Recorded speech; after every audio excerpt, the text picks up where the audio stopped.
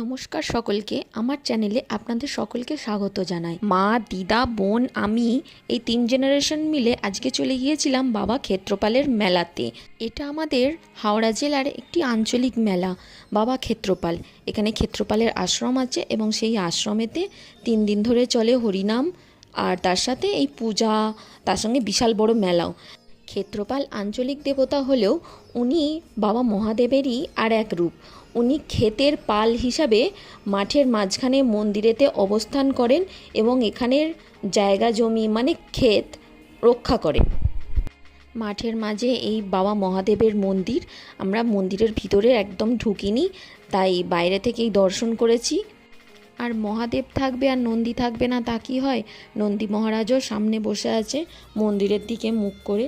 তারপর আমরা মন্দিরে ঘুরে আমরা মেলার দিকে চলে গেলাম। আর 5টা সাধারণ মেলার সাথে এর কোনো তফাৎ নেই। বাচ্চাদের খেলনা থেকে শুরু করে নানা রকম রাইড, এসব ফুচকা স্টল সব কিছুই তো আছে।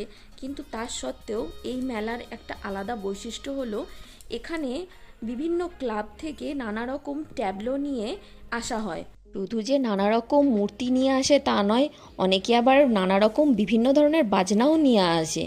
প্রতিটি মূর্তি দারুণ করেছে। এক একটা ক্লাব থেকে এক একটা মূর্তি আনা হয়, তার সাথে দল দল ছেলেমেয়েরা আসে বাবার মাথায় জল ঢালার জন্য।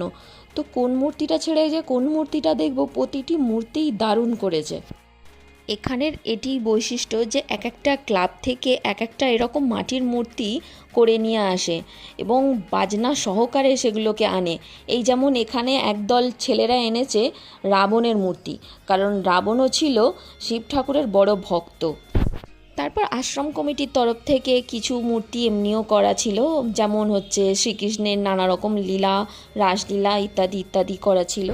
আমরা তাড়াতাড়ি গিয়েছিলাম একটু পুজো দিয়ে তাড়াতাড়ি চলে আসার জন্য, তাই বিকেলবেলাতেই আমরা ফিরে পড়েছি। আর বিকেলবেলা ফেরার পথে মেলায় ঢোকার ঠিক আগের একটা মাঠেতে দেখলাম চারিদিকে লোকজন ঘিরে আছে। তো কী হচ্ছে ব্যাপারটা দেখার জন্য আমরাও দাঁড়িয়ে গেলাম। দেখলাম একটা ক্লাব কমিটি থেকে এরকম অঘরী সাধুদের আনা হয়েছে।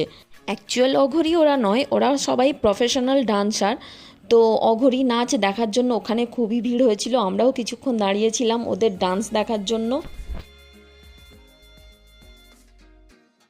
তারপর প্রসাদ নিয়ে সোজা টোটো ধরে বাড়ি চলে এসেছি।